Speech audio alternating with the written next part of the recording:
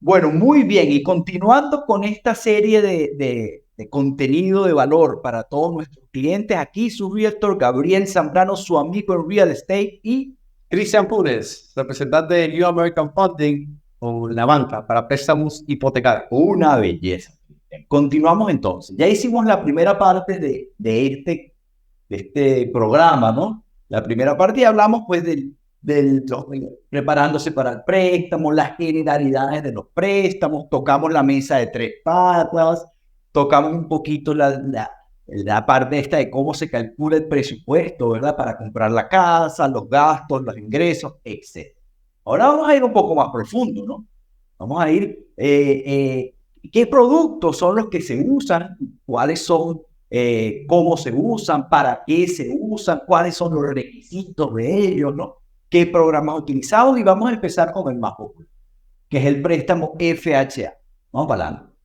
Y sí, realmente cuando la gente me pregunta qué productos haces, la verdad hay una variedad de productos en el mercado y esto es lo bueno, ¿verdad? Que tenemos opciones para poder ejecutar que el sueño o esa inversión para poder comprar esa primera casa, que para FHA, que es el primer producto que vamos a hablar y muy bien dicho, es el más popular entre primeros compradores por la flexibilidad, ¿verdad? Es un préstamo que está asegurado gubernamentalmente y te da esa flexibilidad para poder comprar la casa.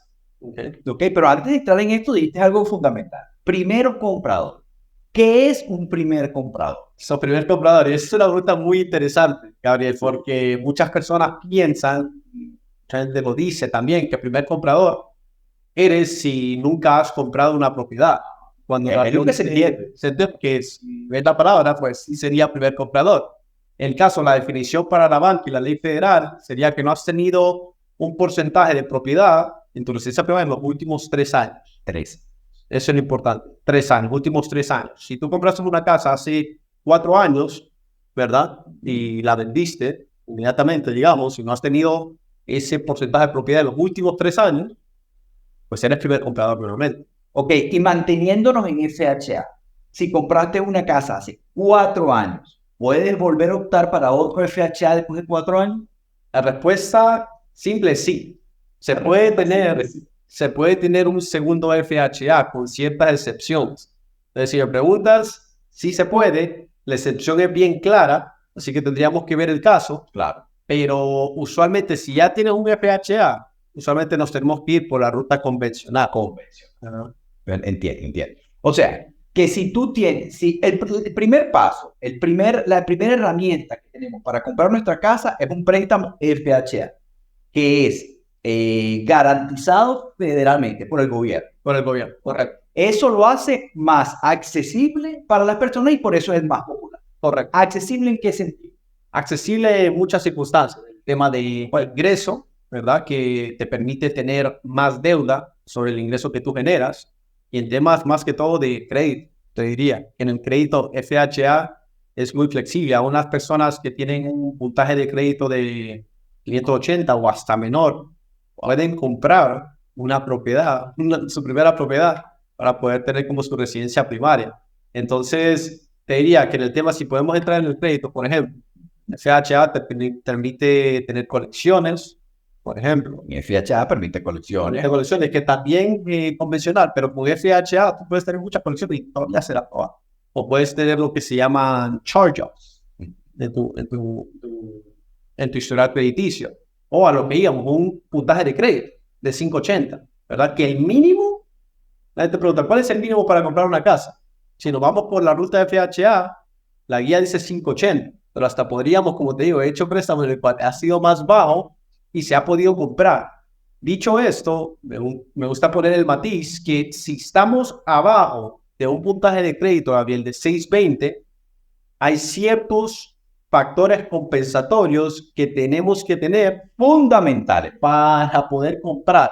O sea, no, que no se crea que si tengo 580, tengo un crédito más bajo de lo normal y voy a poder comprar con un 3.5%. Claro. Que puede ser, pero la mayoría de las veces, si estamos por debajo de 620, necesitamos factores compensatorios. ¿Cuáles pueden ser esos? Puede ser un codeudor que tenga un puntaje de crédito de 650, 660, 700. eso le da fuerza al caso. Y lo segundo que usualmente con eso uno puede dar una aprobación cuando tienen ese crédito más bajo es si tienes dinero. Mérito. ¿Okay? Ok. Muchas veces he visto, solo para terminar el punto, la persona puede poner, y acabo de tener un cliente de Nueva York, por ejemplo, que compró aquí, tenía el crédito en 576, tenía un codeudor y puso el 10%. Aprobación. Claro. Él nunca había pagado un bill en su vida, por decirlo de alguna manera, y yo le digo eso también a él, porque él se ríe, pero por lo menos tenemos la opción de comprar. Tuvo que poner 10%, ese es uno de los factores compensatorios. Más el codeudor también nos ayudó, pero yo te digo que en este caso, sin el codeudor, aún nos hubiera dado una aprobación. Bueno, bien. Es importantísimo esto que tú hablas, porque poco para entenderlo, ¿no? Arroz y habichuela. Poco para entenderlo. Hay una cantidad de factores, ¿verdad? Me corrige si me equivoco. Hay una cantidad de factores que juegan todos. Lo importante es que jueguen todos juntos. ¿Ok? Es decir, la guía dice 580, para 580, 3.5% de down, etc. Perfecto. Sí. Hay cosas que se pueden hacer, pero con estos elementos compensatorios. Es decir, si te quitas de aquí, te pones de aquí. Al final, todo tiene que estar jugando. Es como que dice, o te comes el cake o guardas el cake. Las dos cosas no pueden ser. Exactamente. ¿Okay? No esperar que teniendo un préstamo de 580, vas a tener el mejor rate en un préstamo. O sea, es uno o el otro. ¿Qué se puede hacer? Probablemente. Se puede hacer. Y esa es una muy buena perspectiva que traes, Gabriel, porque muchas veces, y por eso hablamos en el episodio anterior, el equipo, y alguien que realmente analice tu situación para ver tu mejor bien, Claro. ¿verdad? ¿Cuál es la mejor opción? Porque muchas veces estamos con un cliente en 580, 585, y utilizamos el simulador de crédito que tenemos en la empresa para poder ver qué se necesita hacer para poder subir el puntaje a 620, por ejemplo. Eso es lo tradicional. Tal vez es pagar una tarjeta de crédito de Bank of America, de Capital One, bajar el porcentaje de utilización, subimos a 620 en una semana y ya ese préstamo se ve mucho mejor y te puedes ahorrar mucho dinero, ¿verdad? Que otros bancos, por lo que escucho de mis clientes también, o realtors, ellos pasan una aplicación tal vez online, les dice esto, que aprobado, no verifican documentación, y no hay... Empieza escrito a padecer. Claro. Exacto, ahí hay cobrar muchas veces. Pero lo que nosotros estamos comprometidos es eso, realmente. Ver, ok, estamos aquí.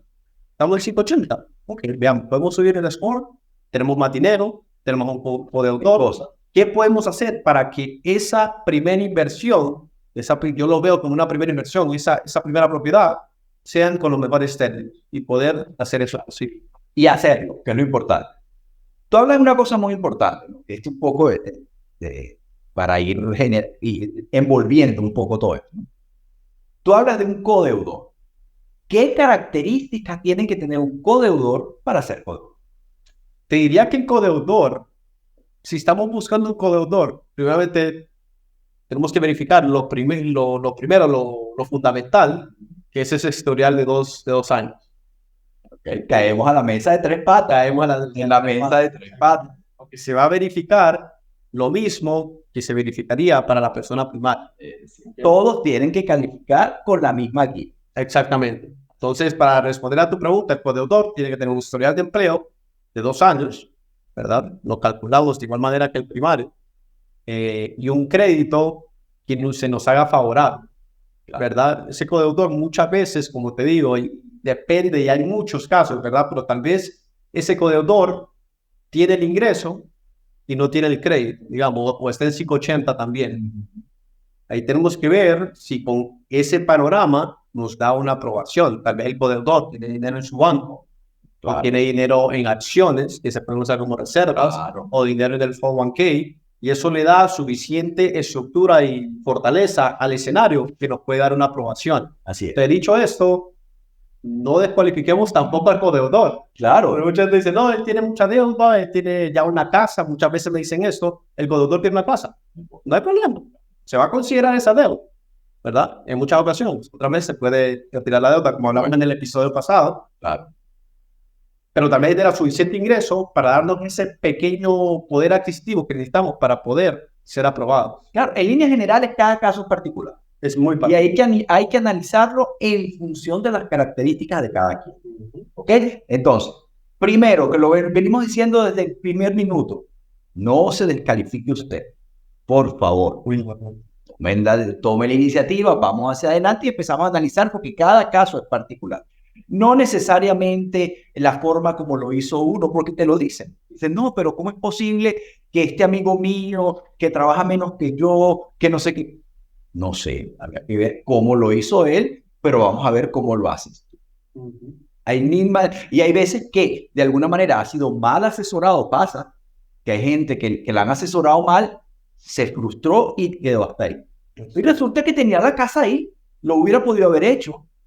Ok, me acuerdo muchísimo. Una cliente mía muy querida,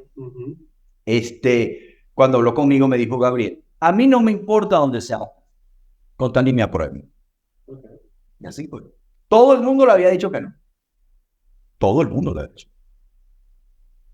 ¿Y cuál es la razón? La razón era que presentaban las cosas de la manera equivocada y el loan officer no hacía, no quería ayudar. Eran esos casos que hay que, tú sabes, en eso que nos metemos nosotros, que al final decimos, Dios mío, ¿por qué nos metimos en esto? Porque nos gusta.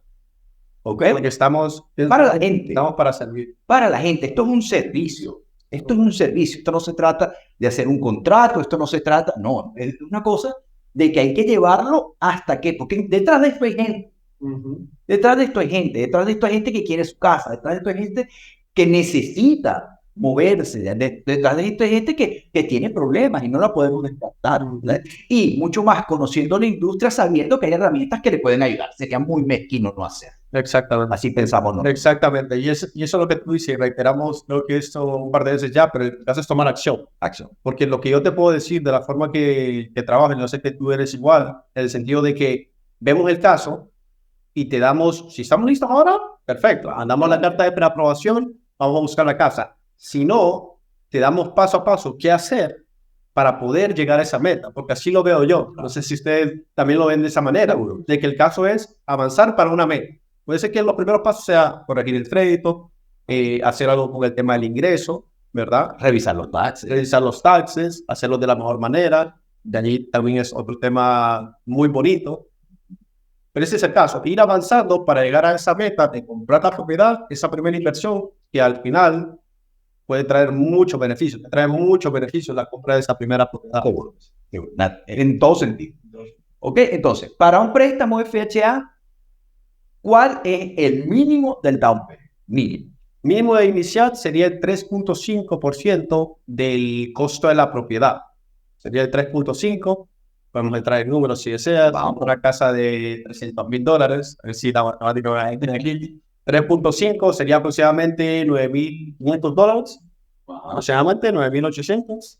Tal vez $10,000 para el down payment de esa propiedad, ¿verdad? También hay gastos de cierre involucrados. Y eso ya podemos entrar el tema también, eso se puede en este mercado más que todo, negociar con la constructora, negociar con el vendedor, para que tú solamente puedas traer el inicial de la propiedad.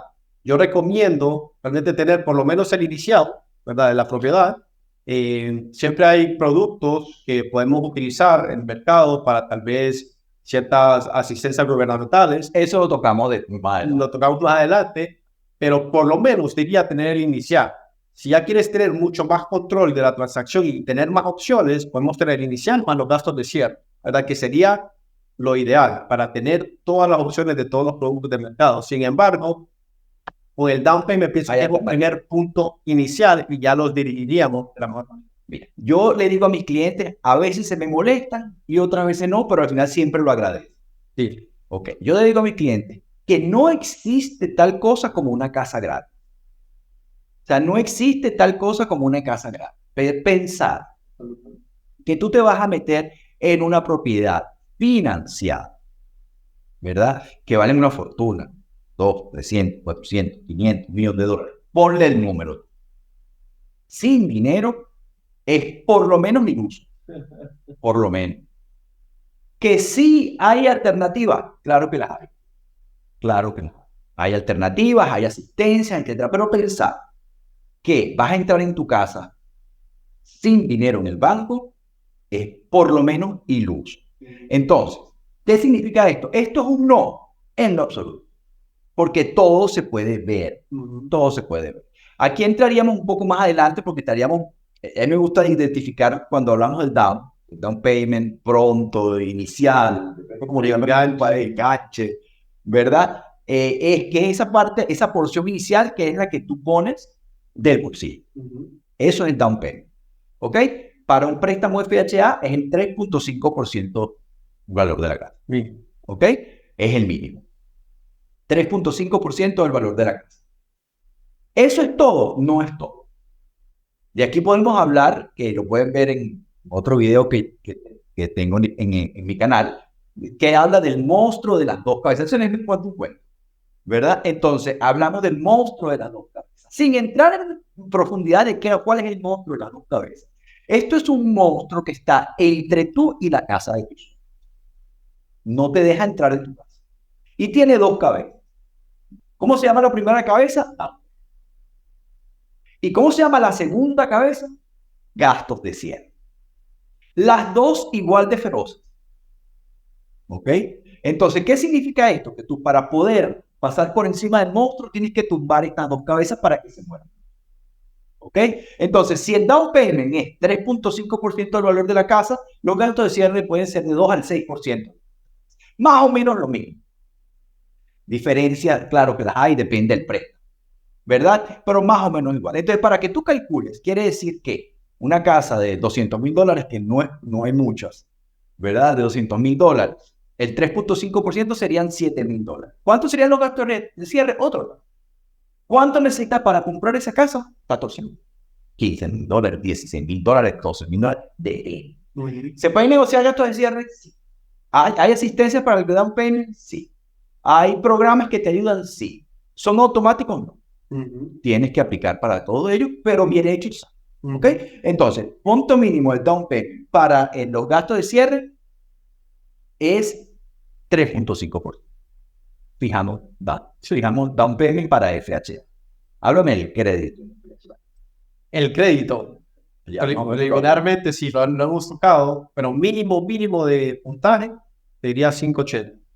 Se han hecho con más bajito, pero lo que les comentaba anteriormente, factores compensatorios. Mi recomendación es tenerlo por lo menos 620. Y como te digo, si los tenemos en 580, si tú no estás seguro, muchos clientes me dicen, Chris, creo que estoy en 600. O Credit Karma me dijo que estaba en 600, tal vez está un poco más bajito.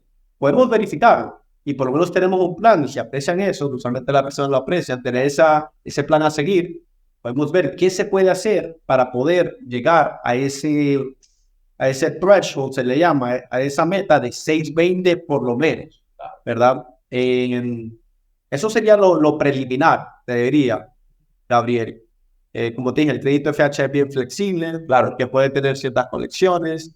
Evitemos tener cuentas tarde, te diría. Nunca se En el último año. Sí, último año. Nunca se deberían tener cuentas tarde en el último año. Y muchas veces, como te digo, es bajar una tarjeta. Que la gente... la solución a veces es muy fácil. Es bien sencilla. Muchas veces la gente dice, no, que mejoradora de crédito, hagamos...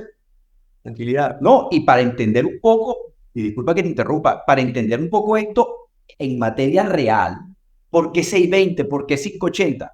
Y puede ser que con 580 te aprueben el FHA, pero con 580 no te aprueban una ayuda. ¿Correcto? Una ayuda no te la aprueban. Entonces, si estás corto de dinero, tú tienes que llegar a 620, 640 para poder calificar a la ayuda. Si no, te dan dinero. Exactamente. ¿Ok? Entonces, todas estas cosas juegan. No, me encanta que traer eso, porque es que hay pequeños detalles. Evidentemente, en un video he hablado toda la vida. Un video de 30 minutos es difícil recopilar todo lo que sabemos, ¿verdad?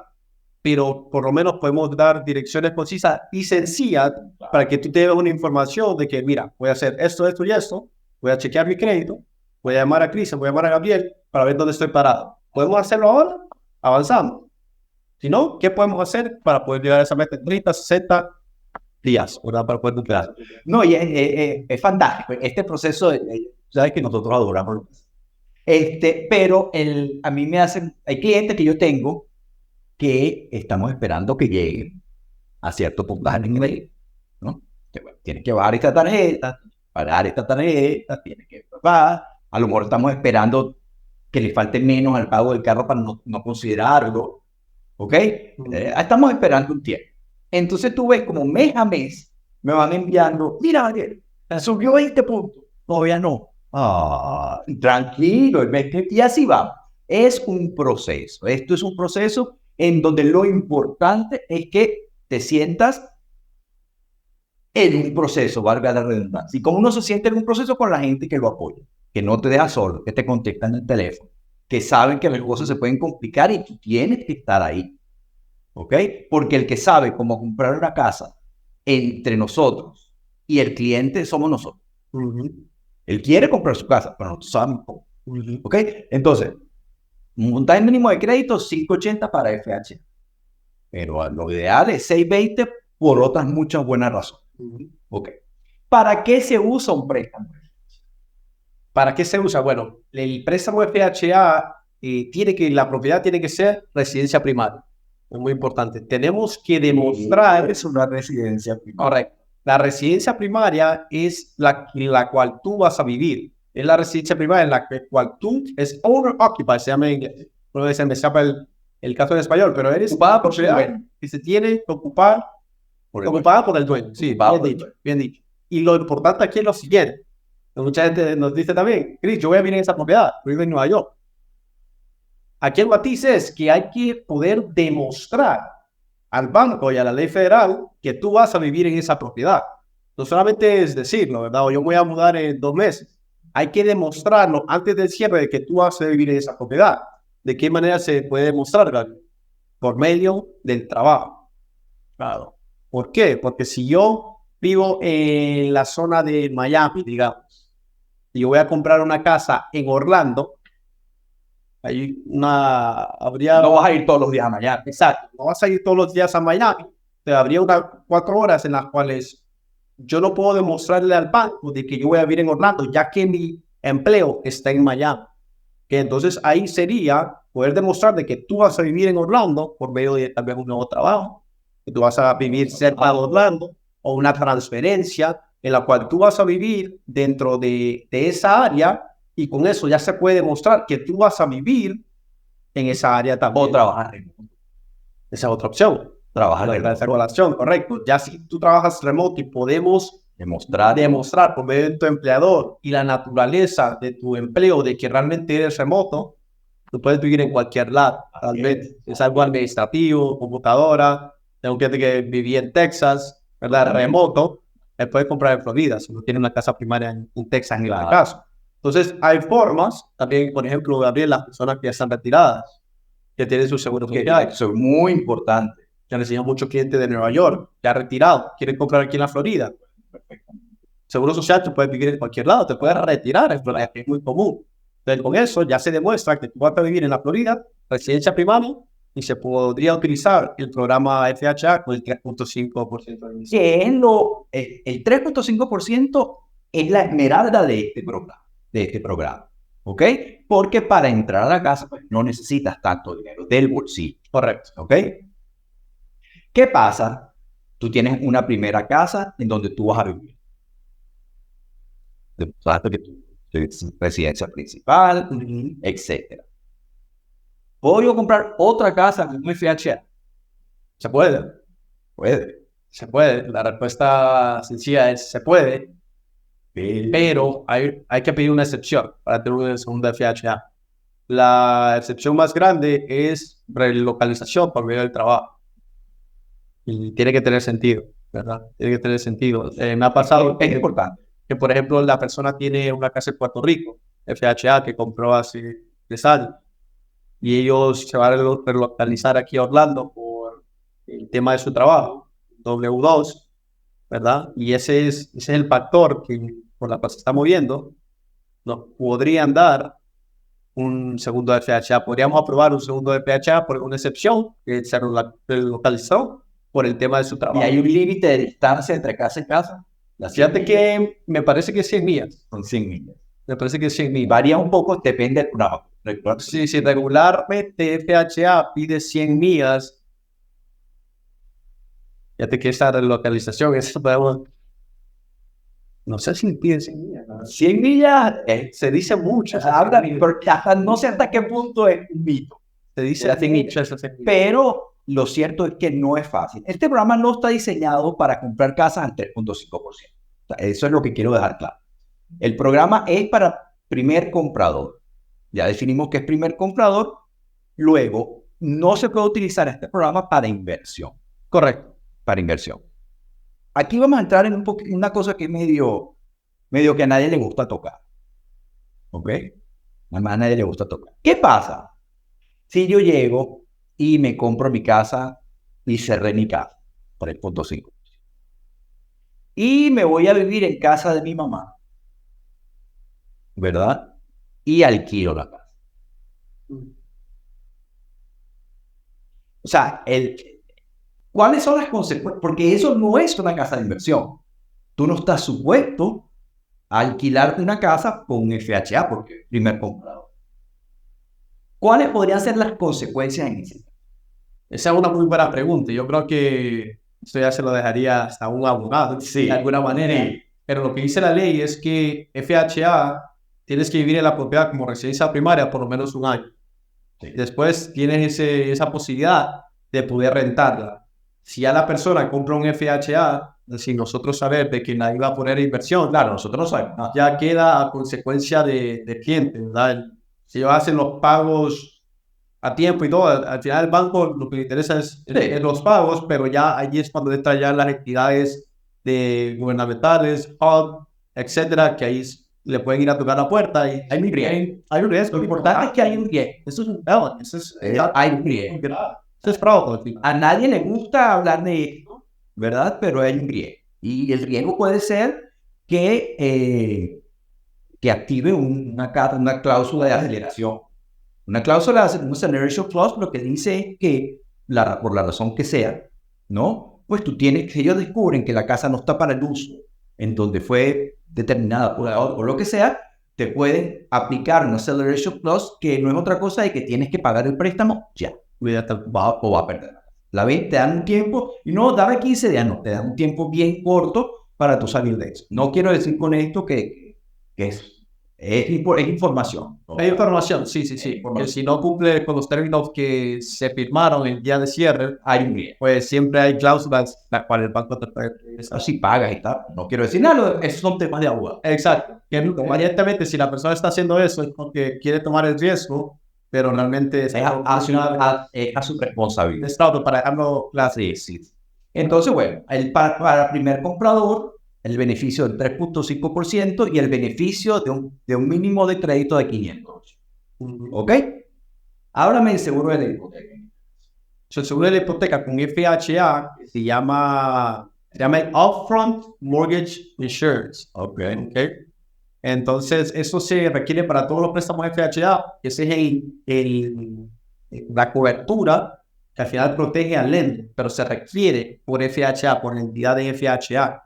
Y como te decía, hay dos diferencias ahí, porque está el Hazard Insurance que protege al cliente, la casa, pero está el préstamo hipotecario, que protege al lender. La diferencia. Exacto. En caso de que la persona no pueda pagar ese préstamo. La gran diferencia con FHA, para ser bien conciso, es que con FHA ese Mortgage Insurance, préstamo hipotecario, está por el resto de la vida del préstamo, ¿verdad? Con una excepción que ya te la voy a comentar. Si nos vamos a diferencia o comparación con convencional, si en convencional uno aporta el 20% inicial, uno puede retirar ese mortgage insurance. Y por ende, el pago mensual es más bajo.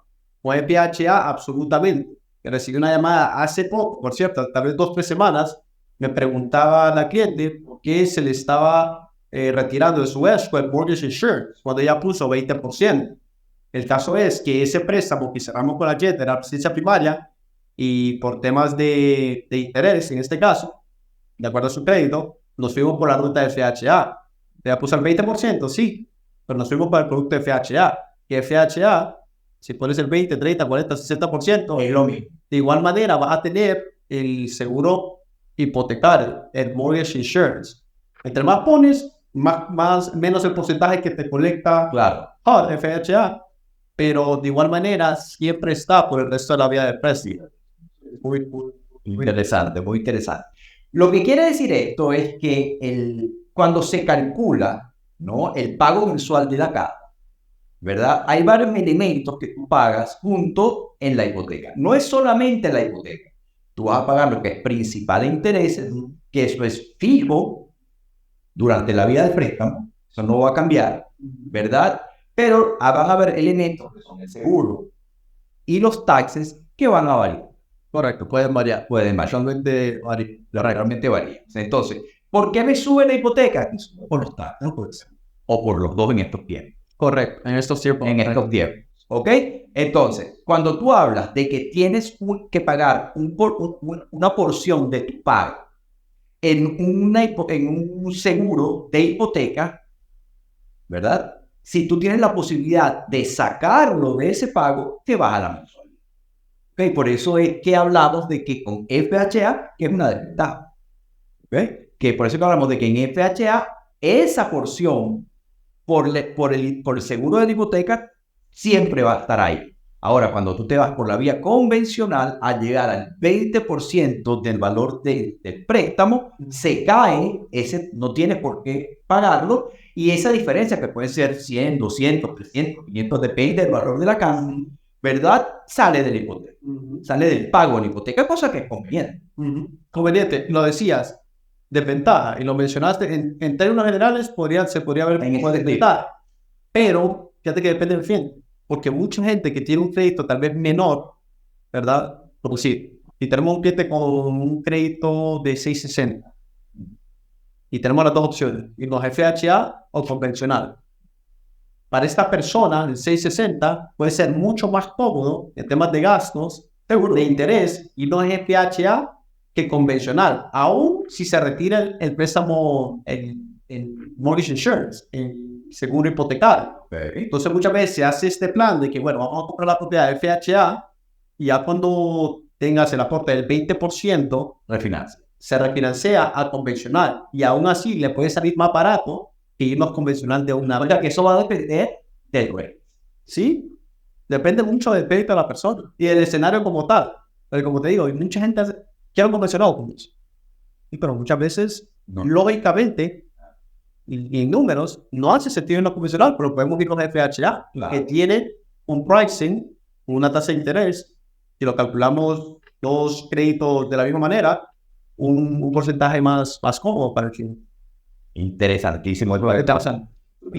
Eso lo hablamos cuando comparé con los FHA y convencional. Ok, entonces, ya hablamos del seguro de la hipoteca, ya hablamos del uso del préstamo FHA. Documentación.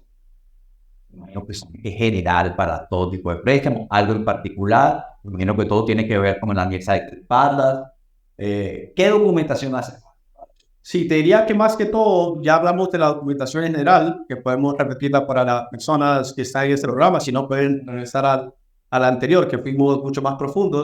Pero básicamente, licencia de conducir, los 2 últimos años de taxes, o W2, los 2 últimos años, los talonarios de trabajo más recientes, los 2 últimos más recientes, y los 2 últimos meses de estado bancario. Con eso se puede determinar una preaprobación. Dicho eso, si el cliente tiene una propiedad, fuera del estado, o que está rentando, o de inversión, porque está vendiendo para comprar, o vendiendo para comprar, ya se piden otros elementos, tal vez el estado de hipoteca de esa propiedad, para calcular el tema de ingreso de renta. Si tiene una propiedad, digamos que tiene una propiedad en Texas o en Puerto Rico, y la tiene rentada, ¿okay? Hay que verificar los taxes federales para ver cuánto tiempo la ha tenido rentada. ¿Tú sabes cuánto tiempo con FHA se necesita para poder considerar una renta? Adelante. Usualmente se piden 2 años. Pero puede ser que podemos utilizar 1, dependiendo del escenario. ¿Sabes? Usualmente se piden 2. Pero se puede hacer con. Puede ser con 1, dependiendo de cuándo compró la propiedad, por ejemplo. Claro. Entonces, ahí es cuando ya entramos más a fondo. Es cuando decimos, hagamos una aplicación, vemos el tema del ingreso, nos envía la documentación, vemos el tema del crédito para ver exactamente con qué estamos jugando, y de ahí los dirigimos, ¿verdad? Ok, veo que tiene una propiedad, puedes enviar el acuerdo de renta, esta propiedad. Claro. Cuando la comenzamos ahí vamos armando el muñeco. vamos armando y lo importante es la comunicación. Total. ¿Verdad? Que se habla poco de esto muchas veces, te diría, ¿verdad? Pero para mí lo más importante es tener toda la información del cliente. ¿Por qué? Porque uno puede estructurar y ver la mejor opción para ellos. Y para eso es que estamos. Claro. Es importante esto, ¿no? Porque en el proceso, tú le hablas mucho a las personas y te dicen, ¿cómo te fue cuando compraste tu casa? Y te dicen, no, le pidieron papel, papel. Y no es que uno disfrute pidiendo papel. No, O sea, uno no disfruta pidiendo papel. Pero si lo que hace, yo siempre digo, si lo que hace falta es un papel, está bien. sí, y uno trata, yo te puedo decir que para mí, y muchas veces se puede poner redundante, ¿no? Pero lo que el banco quiere garantizar es que tú puedes repagar ese préstamo. Y para eso están las leyes federales, como decíamos anteriormente. O sea, se han puesto las leyes para que realmente la persona que puede comprar está realmente y está capacitado para poder repagar ese préstamo, porque al final eso nos ayuda a todos. ¿Por qué? Porque estamos protegiendo tu patrimonio a futuro, la economía, la industria, etcétera, etcétera. Entonces, al final tratamos, como te digo, de hacerlo lo más fácil para ustedes. Por eso para mí es lo más importante, que tú te sientas cómodo también siguiendo la ley. Absolutamente. Todo por la calle del medio. ¿Ok? Cristian, ¿y cuáles son las razones más comunes, si se puede catalogar, que te nieguen que te nieguen una aplicación? Como te digo, usualmente no me gusta decir que no, en el sentido de que vamos a estar listos, si hacemos X, Y, Z, Claro. ¿verdad? Usualmente, te diría, en estos tiempos, es que necesitamos más ingresos. ¿Por qué? Porque actualmente el ingreso de una sola persona te puede adoptar para una casa de 200,000, dependiendo de las deudas. Vamos nuevamente a ese concepto de ingreso versus deuda.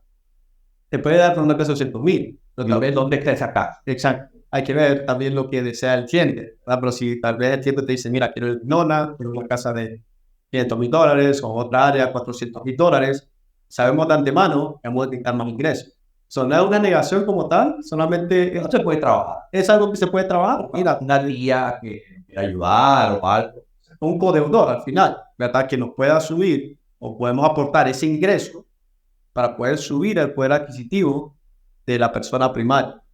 Y hay muchas formas también. Codeudor puede ser tal vez que si tenemos un tiempito puede comenzar un segundo trabajo, ¿verdad? Claro. Hay un tiempo también requerido. No, también hay pasos en donde, que me ha pasado y seguro te ha pasado a ti también, que llegan y andamos cortos de alguna razón y de repente dicen, yo tengo un 401k en la compañía. Para otra también. Sí, entonces imagínate, nadie se puede descargar. Lo importante es empezar la aplicación, terminar la aplicación y hacer el plan. Es lo que siempre decimos. Hacer el plan. Hacer el plan. Esto es un proceso en donde hay que empezar para llevarlo al cierre. Que va a durar un mes, ojalá 2 meses, ojalá 3 meses, el tiempo que sea necesario. Pero al final lo importante es la foto del cierre. Eso seguro, ¿verdad? Porque, o sea, como tú dices, primero que todo, no cualquiera compra una casa. Claro, Una responsabilidad grande y es una victoria realmente llegar a eso. Yo te lo digo y tal vez recordando cuando he comprado propiedades, mi primera propiedad, que es algo muy bonito y es un esfuerzo, ¿sabes? Para mí, poder ayudar al cliente latino, a la persona, poder llegar a esa primera meta, porque se dice, ¿verdad? Que es la inversión más grande. Sí, puede ser. Pero creo que tenemos que comenzar a educar también, Gabriel. Esta es la primera inversión. Yo voy a tener un patrimonio de bienes raíces en el país más importante del mundo. Que está fundamentado en real estate. Exactamente. Exactamente, está fundamentado en real estate. Entonces hay que pensar de esa manera, ¿sabes? Que yo compro esa propiedad, sí, voy a vivir en ella, tal vez no es la casa de mis sueños. Mucha gente dice que no es la primera casa, vamos a comenzar. Díganme un año, hablamos de FHA, vivimos un año, después te mueves a otra, esta propiedad es ahora de inversión, pues solamente 3.5% inicial, y ahora me moví a otra, como residencia primaria, con probablemente un 5%, ¿verdad? Pero ya tienes 2 propiedades a tu nombre, y no tuviste que poner un 20% para iniciar, se requiere para inversión. Entonces, si nos pensamos de esa manera, pensemos como esa primera casa, como una inversión. Vamos a entrar, ¿verdad? X tiempo y se puede hacer un plan. Yo voy a mover de esa casa para que esta sea de inversión, si ese es tu plan, si eso es lo que quieres hacer, y compramos otra. Y así vamos creciendo ese patrimonio para al final dejarle, yo pienso, y más siendo latino, creo que podemos compartir esto, Al final, dejarle esto un legado a nuestra familia, ¿verdad? De bienestar, financiero, de conocimiento, Así es. porque se aprende de todos estos planes. No, y un poco para redondear la idea, ¿no? La primera casa regularmente no. Perdón. La casa de los sueños regularmente no es la primera. Puede ser la segunda, puede ser la tercera. Pero la primera tiene que haber. ¿Ok? Entonces, y es la más difícil. Es la más difícil. Porque inclusive tú te puedes apalancar de la primera para la segunda. Si la tuviste un poco de tiempo y resulta que la reparaste en muy buenas condiciones, a lo mejor ese ingreso te permite, junto con lo que ya tienes, meterte a la segunda. Cada caso es particular. Lo importante es considerar la primera. ¿Y qué mejor préstamo, qué mejor producto para entrar en la primera casa que un préstamo FHA? Dado por el gobierno federal, 3.5% de enganche, mínimo de 580, ¿verdad? Fantástico para empezar. Con esto terminamos el producto de préstamo FHA. Seguimos para adelante, Cristian. Seguimos para adelante.